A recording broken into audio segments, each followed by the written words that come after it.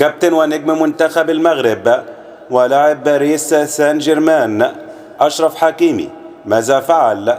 وهل وقع منه هذا الفعل؟ حكيمي يتعرض لقضية خطيرة كبرى في باريس واتهام خطير لنجم منتخب المغرب أشرف حكيمي. وكالة الأنباء الفرنسية المدعي العام يوجه تهمة الاغتصاب للاعب أشرف حكيمي.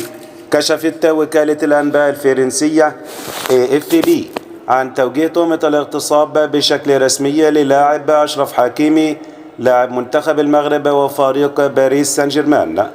وفقا للوكالة فإن المدعي العام في نانتير الضاحية الغربية لمدينة باريس قد وجه التهمة لحكيمي بالفعل، وتم استجواب اللاعب أمس الخميس 3/3/2023 ميلاديا بعد اتهامه من امرأة تبلغ من العمر 24 عاما باغتصابها في منزل حكيمي في بولوني بيلا ننكور يوم 24 فبراير الماضي.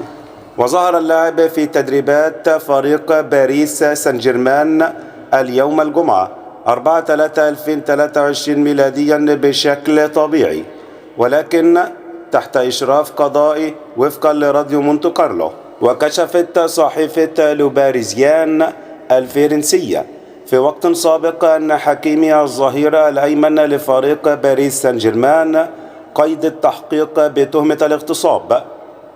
ردت فانيكولين أحد أفراد المجموعة القانونية الخاصة بالمغربي أشرف حكيم لاعب باريس سان جيرمان على اتهامات اللاعب بالاغتصاب. وتعود بداية الأمر إلى 16 يناير عندما بدأ النقاش بين أشرف حكيمي والشابة الفتاة التي تبلغ من العمر 24 عاما عبر شبكة التواصل الاجتماعي انستجرام. وفي يوم الخميس 25 فبراير كانت الشابة الفتاة قد ذهبت إلى منزل اللاعب في بولوني على متن سيارة أوبر، وفي منزل اللاعب خرجت الأمور عن السيطرة حسب كلمات الشابة، وأن اللاعب تعدى عليها رغما عنها.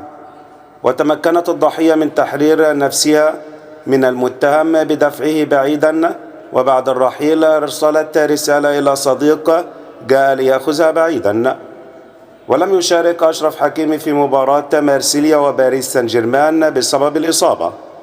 وفي نهاية هذا الأسبوع كان اللاعب بمفرده في المنزل حسب الصور التي انتشرت على وسائل التواصل الاجتماعي مع تواجد زوجته وطفلهما في دبي لقضاء العطلة.